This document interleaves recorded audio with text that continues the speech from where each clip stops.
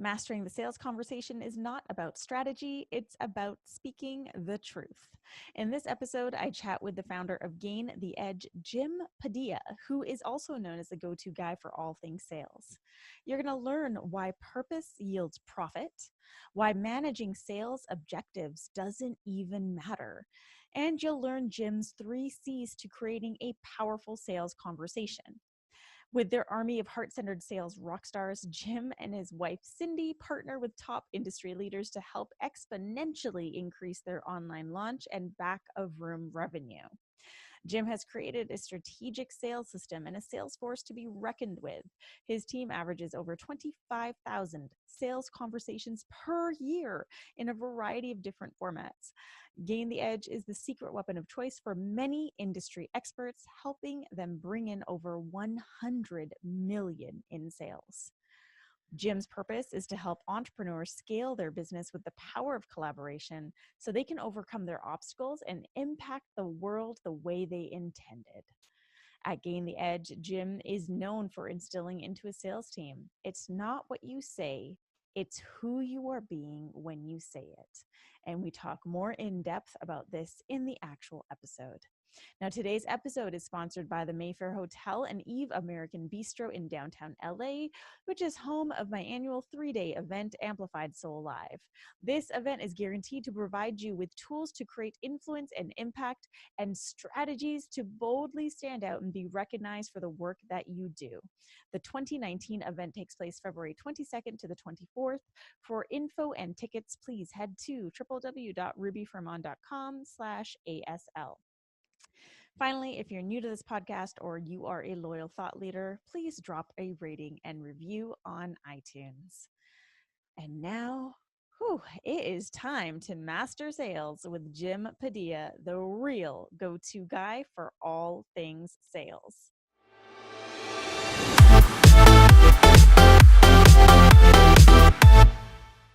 Hey, thought leaders, we are back, and here's another guest that I met at the New Media Summit, and Jim Padilla has made an impact on me because he held space at the back of the room at this event, and he is quote unquote the go-to guy for all things sales.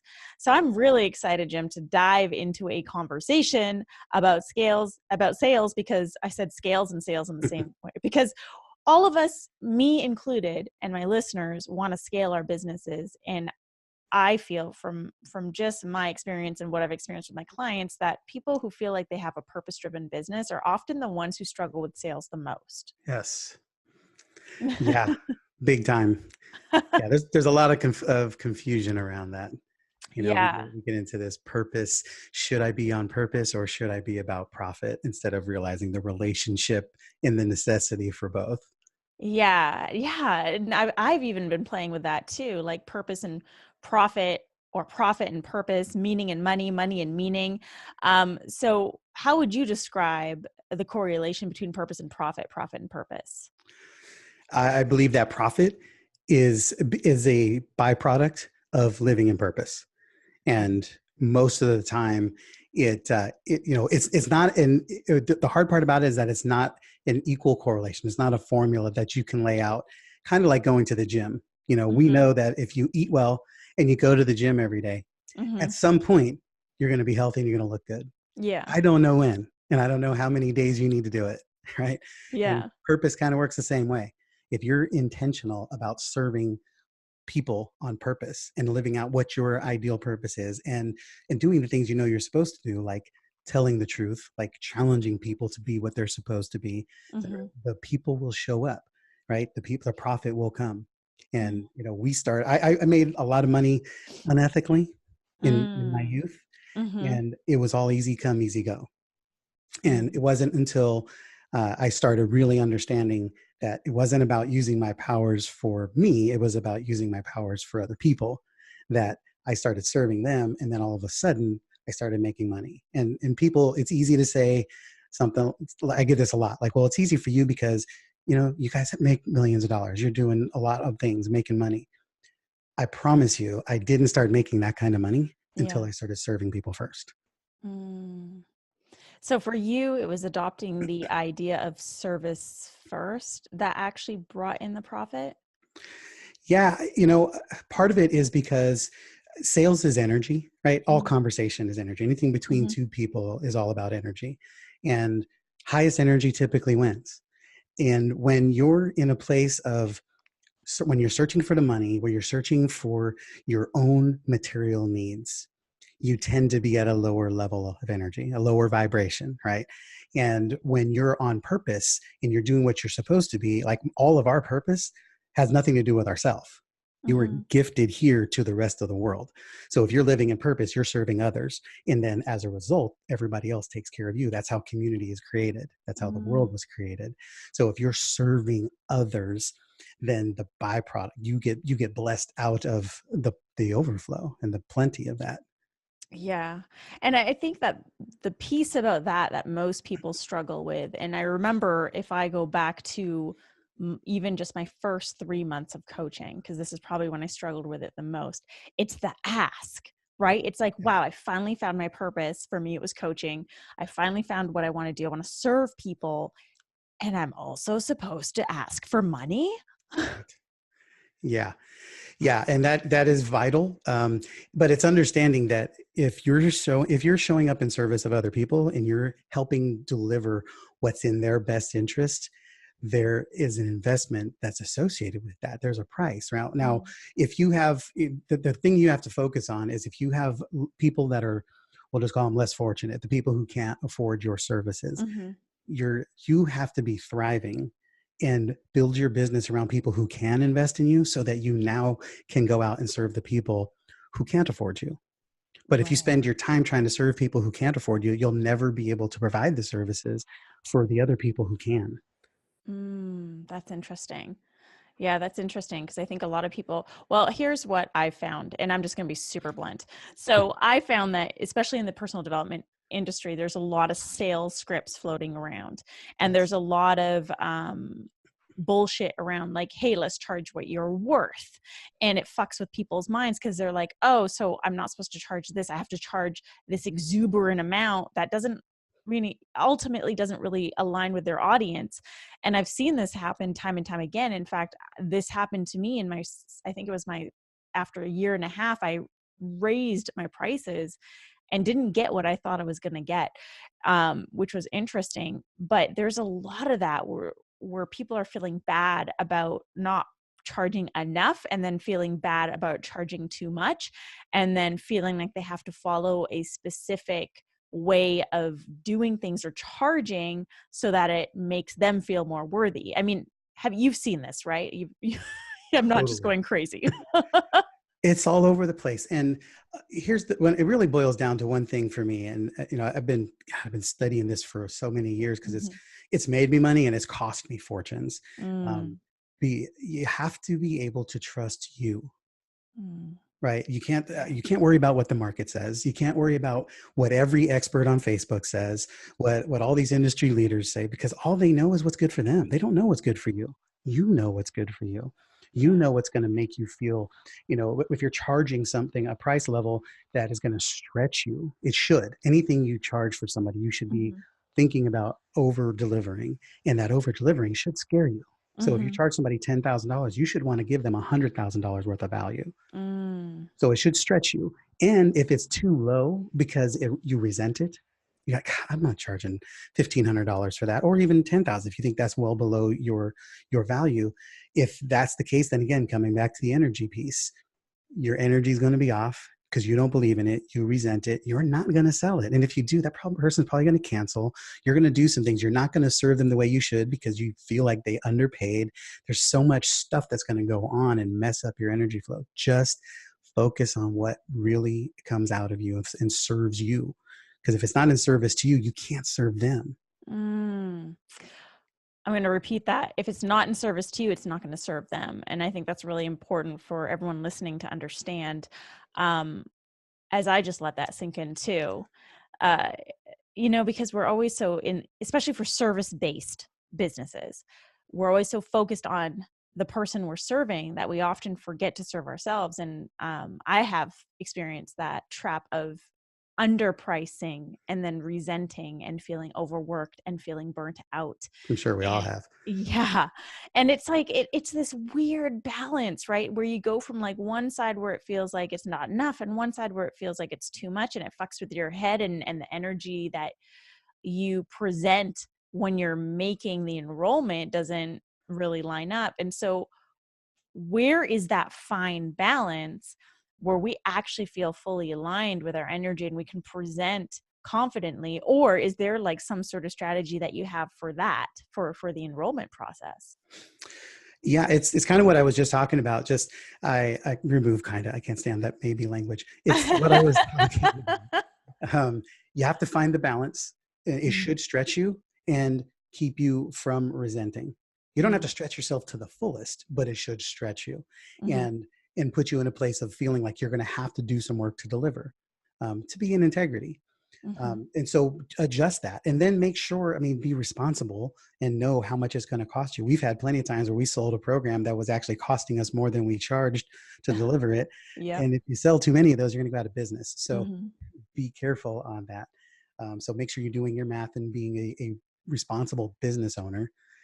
But then from there, you really do have to step into trusting it. And you have to, if you don't learn to trust yourself, you're never going to be effective as a business owner or as a leader, creating a movement, changing lives. Because when people come to you, they are counting on your confidence, your certainty, and your clarity because they're lacking it. That's why they need you. So mm, you got to be crystal clear and rock solid on where you're going.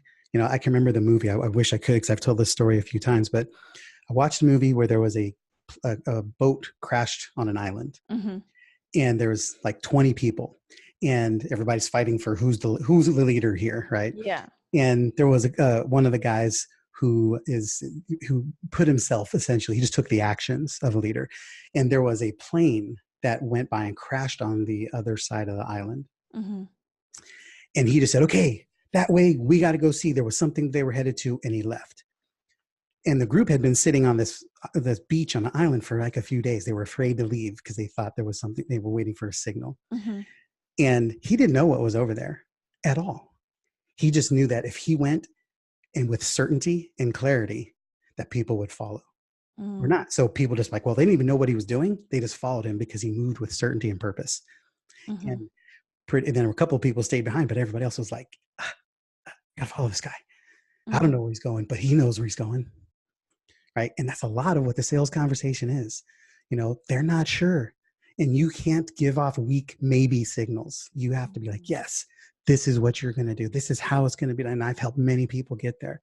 They need to know that when you're reaching out that hand that says, I got you, that they know they can hold on to it and it's going to be firm and it's going to be solid. You can't go, yeah, well, we might be able to help you with that. Bullshit. I can't. That's not confidence for me. That's not worth me jumping off my ledge into your arms that may or may not catch me. mhm. Right. Yeah, I love that. The three C's: confidence, certainty, and clarity. Yes, So powerful. And it ties back to what you were saying about energy, right? for And sure. there is so much that we bring to a sales conversation other than the words themselves or the numbers themselves. It's Yes. the presence and the energy. And if you aren't confident in what you have to offer or the transformation that you can offer or who you are, that would totally fuck with people's decision making. Because like I wouldn't want to go, it's kind of the same reason where we question dentists with really bad teeth, or you know what I mean, or a Right. hairdresser, a hairstylist with like really awful hair. Like we question that there's something missing. We have to be what it is that we represent. But that leads me to my next question. There's also this idea of like falsified confidence, which to me reads the same as lacking confidence. Yeah. So my take on that is fake it till you make it is only good for yourself. It's Mm, not good for the public. Fake mm, it till you make it. If you got to tell yourself in the mirror, you're a millionaire, you've got, you're impacting the world. Awesome. Do whatever you got to do to fuel you, but don't get in front of other people and bullshit them mhm, because that's the beginning of the energy suck. Now, it's the hard part is nobody identifies it. People aren't going to talk to you and go, oh, I think he might have been lying about the credibility. They're just going to go, seems like a nice guy, but there's just something off. Mm-hmm. Right? They're going to get to the end of the conversation. They're going to leave. I kind of like her a lot, but I'm not sure. How it comes out in the form of, well, I got to think about it. Right. So Mm-hmm. it's crazy because people spend so much time going, well, Jim, how do I overcome? I got to think about it. You don't. The reason they got to think about it is because you didn't instill confidence in them. Mm-hmm. You didn't lead them to a Yeah. place where they didn't need to think about it. Mm-hmm. I think about it as code for you haven't connected the dots. Yeah. Right. So it's like I don't teach objection handling, quite Mm-hmm. honestly. I don't believe in them. I don't think objections are really there. I think nobody objects to you or your product. They're just hesitant to move forward primarily because they lack clarity or certainty or confidence. Mm-hmm. And so I just address, okay, I'm sensing some hesitation here. What are we not clear about? Mm-hmm. Right. And so let's talk about it. We're going to get to it now. Mm-hmm. And but it all circles back to having such a level of confidence in who you are that you can talk, know who you're talking to, what you're talking to them about, where you should be leading them, if you should be leading them. Right. I don't talk to anybody at this stage of my business. Probably one of the greatest assets I bring to this conversation is that I literally do not care if you buy or not. And Right. for the most part, I'm not actually here to talk to you about buying. When people come to me, because we get a lot of people that come to us because we get tons of referrals. It's our Mm-hmm. primary source of business, and I turn most of them away. They get on the call like, well, how do I hire your team, or how do you help us? Like, well, I'm doing everything I can to turn them back towards other solutions. Mm-hmm. That way they know for damn sure if they're here, it's because they want to be. Yeah. Right. And I know most people don't do that. Most people do it the opposite. You take somebody who's not sure that they want to be here and you're trying to convince them that they need to Yeah. be.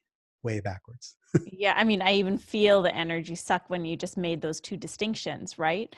It takes so much more energy to gravitate towards people who aren't sure. And then you're just wasting your energy trying to convince them versus finding those who are certain, those who are like the hell yes or the fuck yes. But in order to get that too, it starts with you. Like for me, I have this rule: if it's not a fuck yes, it's fuck no. But that Yes. also goes for me. I need to be a full on soul resounding fuck yes to the people that I really want to work with. And when I flipped the table on me, things changed because it forced me to look at all the ways in which I was presenting myself and showing up in those types of conversations. And the biggest thing that I have, and I know so many people in my audience have struggled with in terms of the sales conversation, is the fear, right? The fear of rejection, because this is, of course, one of our innate needs. And Maslow is a smart guy. He created these hierarchy of needs. We all have a need to feel loved and belonging. Right. And when that is threatened in some way, shape, or form, which it is sometimes with sales conversations, we tend to go back into that fearful place. So, how do we navigate through that? Or how do we prepare ourselves to not be faced with that in the middle of a conversation? The first part of this is understanding that it's not about you. Mm, Right? People are showing up because they need something. And typically, whenever we're concerned about how we're going to look on the other end, it's because we're worried about us instead of them. That's your first problem. So if you're worried about you, you're not going to be tuned into them, and you can't serve them if you're not tuned into them. The other thing is the simple reality that there is no such thing as a no. There's only a not right now, because anybody who says no to you today, here's the cool part. Like if you're not great at sales, fabulous. Call the same people back every 90 days because you're going to keep getting better. You go, hey, I just wanted to let you know I learned something new today and I want to share it with you. Tell people, be boldly honest, ruthlessly.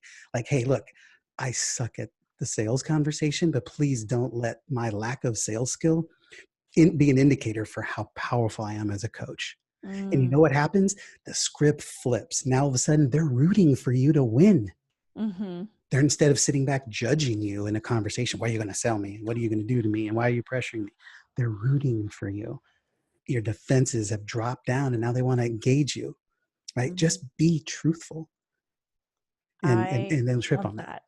Yeah. that. I mean, Jim, we've only just started getting to know each other, but I'm sure something that you picked up on from me is that I love potent truth and I love people who are raw and real. So that really resonates with me. Um, I know it can be both just as scary to speak the truth too, because now all of a sudden you're saying, I'm not an expert at this. And I think a lot of people have issues with that surrounding that because they always want to be perceived as like the best at something.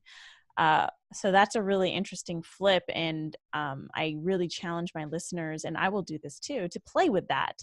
Because I think that's a really interesting flip to put into play. Is like, what if I were to just approach the sales conversation from a place of being completely 1,000% raw and real, and just straight up say, if I'm not good at sales, hey, I haven't had a track record of being great at sales, but I don't want you to use that against what I actually have to offer. So Right. I Yeah. love that. To say, hey, look, we're going to have a conversation. I'm going to ask you some things here, and I'm going to bumble and stumble. Please forgive me. And if I say I'm not, I'm not a pro at sales. I'm just a pro Mm, at serving people like you and solving their problems. You know, I mm. don't have that same luxury because people expect me to be great at sales. And I do everything in my power to flip that. I'm always like, hey, look, I'm not a pro. You know what I'm great at? Telling the truth, serving people, and not giving a crap about the response. Mm. That's what I'm great at. And yeah, I mean, $250,000 in sales. I'm pretty good at this. Okay. I've done it for a while. Um, but if you would be really disappointed if you listen to my sales calls because it's not full of like perfect lines and great comebacks. It's just me talking to people just like this. We're just talking. The difference is I am boldly unashamed of the truth. And partly because I've learned the hard way that, if not telling the truth costs you every time. Mm. Maybe short term, maybe long term, it will cost you. So just serve the truth, show up and tell people what needs to be said. If you go in the mirror, if I go in the mirror and I got my hair messed up and there's green stuff in my teeth and my fly is down, what's Yeah. the mirror going to say? Hey, your hair's messed up. You got some green stuff and your fly's down. Now it's up to you what the hell you're going to do about it. Mm-hmm. Right. And that's the sales conversation. You just got to be telling people the truth of what is because you may be the only person who ever will. Yeah. So if you can't, you're not in service to them. And if you don't, I know you'll treat your clients that way once they've paid you, right? Mm-hmm. Because they've given you that implied consent. You can treat me any way you need to get Yeah. me the result. Well, my belief is if you start treating your clients or your potential clients as if they were your clients, they'll Mm-hmm. become your clients. Mm. Treat them with that same level of respect and dignity and tell them the truth when they say, yeah, I don't know, I'm gonna have to think about this, or that's a big investment, maybe I'll wait till next year. Do you have the audacity to tell them you can't do that? What you just shared with me is going to change the world. I have a grandson that was just born a week ago. You need to be doing this now to make this world a better place for him. You can't wait till next year. Have you ever Mm. talked to somebody like that in a sales conversation? Right? Nobody talks to people like that. So Wow. when you Yeah. do, you'll be the first and you will have their attention and their respect and their leadership. Yeah. Wow. You just blew my mind like 5 times in that one like rant that you just delivered. Um eh, and the reason why it's blowing my mind is because just from my personal experience, it feels as if for a long time, at least like the past 4 years, 5 years, this industry has been super sales heavy. Here's the strategies to do X, Y, and Z. Here's the format. Just fill in the blank, read this off on a phone call. And it was getting really heavy on like psychological tricks. And really what you're saying is like, forget all of that and just be real and be honest. And that is what people are craving more than ever. And it's something that I witnessed. So Jim, one of the reasons why I really wanted you on the show, because I have lots of people that I know that do sales, but from what I observed, so when Jim was working the back of the room at Steve Olsher's New Media Summit, the thing that I observed was Jim's energy. Like your energy was so welcoming and so authentic, and you were high-fiving people and you knew people by name, and it was so personal, and there was like, oh, you could tell that every single person that you came into contact with, whether it was at the back table or just you walking around the room, you had created a connection with. And that was so refreshing to see. And I would love to hear more about how you create this connection and why you feel it's so important. Let me tell a little bit of my background so it has a little bit more relevance. Yeah. I was born to teenage parents, and my dad took off immediately. My mom was 16, no clue how to raise a kid. Had no business having a kid, but obviously, thank God she did. And her primary response to a very unfortunate situation was fear and anger. And I got the crap beat out of me my entire childhood. Baseball bats, broomsticks, plates over the head, you name it. I mean, real severe abuse. I was in foster care at 13 and on the streets at 16 and in jail at 19. So the first 25 years of my life, I literally spent every single day trying to figure out how to bend the room to favor me. So I had to really start understanding what was going to be important to people. I didn't care about me. The only way I could protect me was to care about them. So I figured no matter who it was, criminals, violent people, my mom, who's supposed to be the one protecting me, was the one I needed protection from. And the whole time I'm thinking, what did I do wrong? And so I spent all my time trying to figure out, how do I make her feel not threatened so she won't want to hurt me? Yeah. Right. So it's not about being nice. Right. Matter of fact, I'll save that one because that's my love punch I was thinking about. But it's about being of service. Right. You have to be able to serve them to their utmost. Because what everybody think about? I don't care what business you have, what degree of expertise you have. We're all selfish beings. We all care about us. We all want what works for us. Even the most giving people on the planet do it because there's there's a sense of fulfillment for doing it. So get to the core of what matters to those people and serve them powerfully.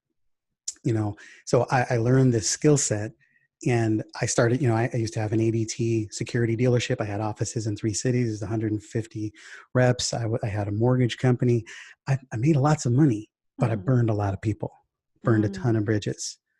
And part of how this came to be was after the mortgage crisis hit in 2008, I had already left the industry, but I met a woman, the daughter of a 72-year-old woman that I had put into a loan that she had no business being in, but I made money off of it. So that's why I did it. And she came across the gas station to me and she said, "You're the devil and you're a crook. And I hope whatever comes to you, whatever you deserve, whatever happens to you, you deserve it." And my mother's living in that car. And at that moment, I felt like I wish she would have hit me or a car would have run me over, because I didn't know what to think or to feel or to say at that moment, except I knew she was right. She was speaking truth. So at that moment, everything kind of rushed through me.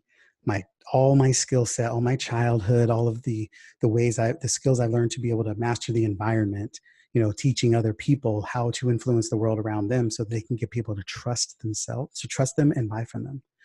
And I decided, okay, from that day forward, I'm going to use this skill to serve people. I'm going to take everything out of my sales process that is manipulating or that is deceitful or that is wrong or dark or is in favor of me making money. And I'm only going to put in the things that are all about helping to serve people and elevate people. And so that's how my whole system has been born, my process. And it's, again, the funny part of the system is that it's not a system.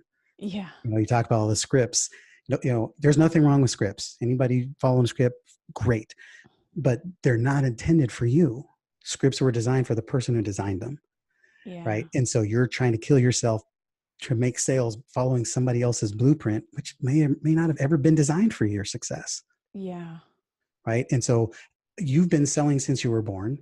You sold your spouse or your partner on being with you. You sell your friends on going to the movies. You sell your friends on going to a restaurant. You sell your kids on taking out the trash. You've been doing it your whole life. No scripts and no funnels, guys. Right. So stop thinking you need one. You need an unabashed passion and zealousy to be zealous for the truth, and just care enough about people to know what they want. And if you Mm-hmm. don't know what they want, then be good at finding out what they want and then help Mm-hmm. them get it. And you're going to make a ton of friends and a ton of money. Every person that you do that with will not buy from you. But when you do that, people will buy from you. People will refer you. People will talk about you. My calendar is full all the time, every month, has been for the last 5 years, with people who show up wanting to buy from me because everybody else sends them to me because I do nothing but take care of everybody else and deliver on what I say I can. Yeah. And I want to just point that out too, is that you say you take care of everybody and you deliver, because there's a difference between like really truly being of service and being in service with an attached outcome. And from what you've described, first of all, thank you so much for sharing your story. What a powerful story. And it just provides a lot of context for how you've come to this place and how you've chosen to now run your business. But there is such a clear, um, this is such a clear example of someone who is really coming from a place of service to serve, because you actually understand that in doing so, things will come, versus there's a different energy. Well, I'm going to serve and I have this attached outcome that at the end of this service, this call, this whatever it is, they're going to enroll with me, or they're going to buy my product, or they're going to do this. And there, that is such an important distinction to make too. Yeah. Thank you for acknowledging. And you can make this really simple. There's obviously a lot more to it, and I can't solve all your problems Yeah. in 40 minutes. But um, when you're having a sales conversation, what we teach is a park bench approach to a sales conversation. And what that means is you should be able to sit down on a park bench with a random stranger and in 30 minutes know what they want, why they want it, what's keeping them from getting it, how committed are they to solving it, and when are they ready to start. And Mm, then you can point them in the direction of whoever else they need. But you should be able to talk to anybody about that.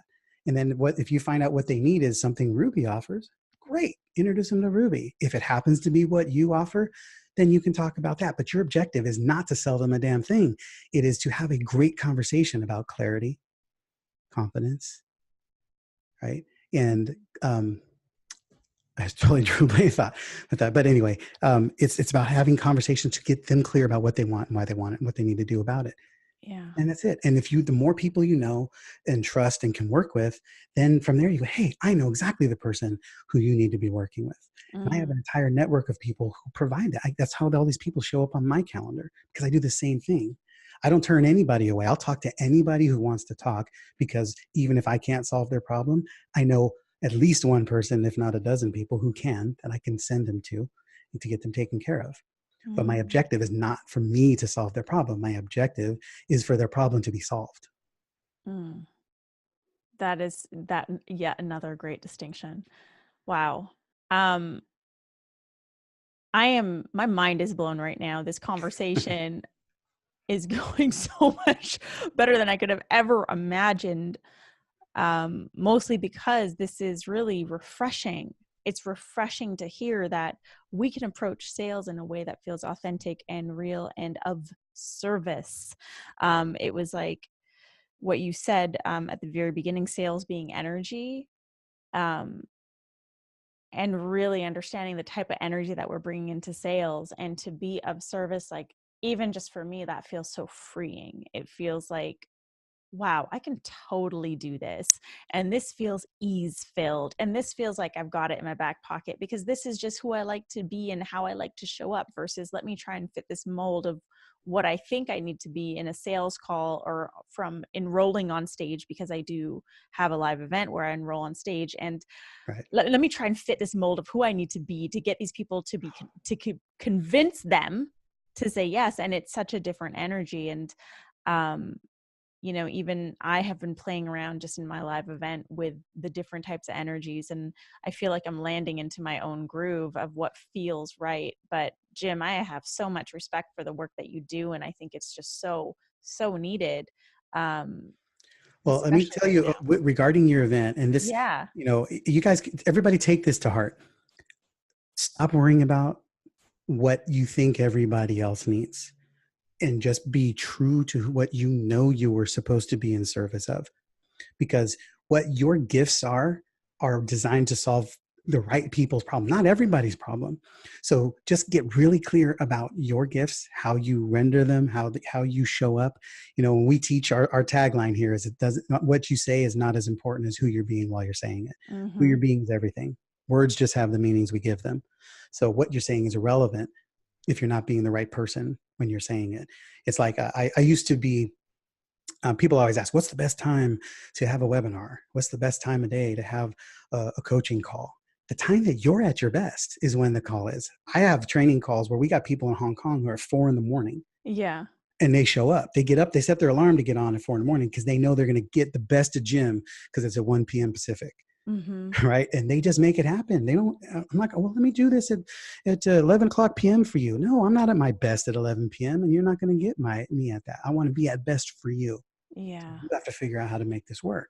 And your people, as long as you're coming from that perfect place of authenticity and power and results and their best, they will align, they will re-change their life to make sure that they can be there for you to help them solve that problem. Mm. But if you're Mm-hmm. out of sync with it, then it's not. If you're doing a transaction, just some generic sales conversation, Mm-hmm.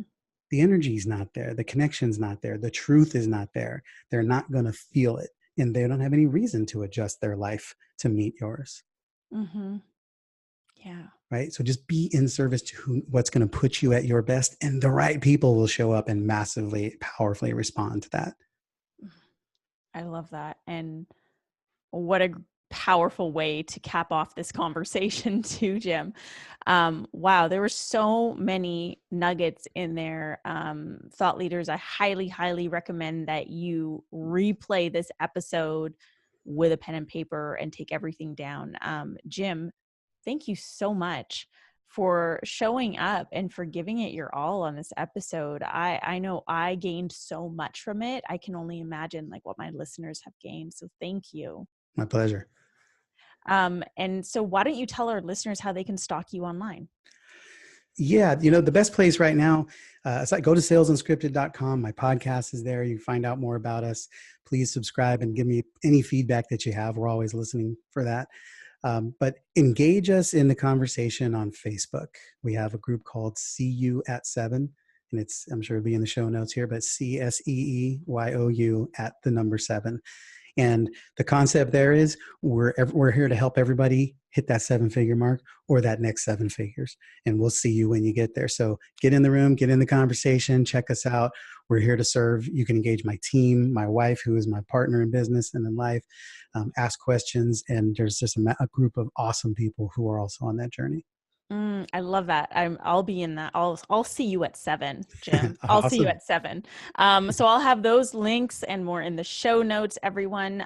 Listeners, thank you so much for joining us on today's Thought Leader, where I'm challenging you to rise up, speak up, and create a movement. If you enjoyed this edition, this special sales edition with Jim, be sure to drop a rating and review on iTunes. If you have any questions for either of us, please reach out to us on line. This episode was sponsored by the Mayfair Hotel and Eve American Bistro. Thank you again, Jim. And I will see everyone here next week for a brand new episode of today's Thought Leader.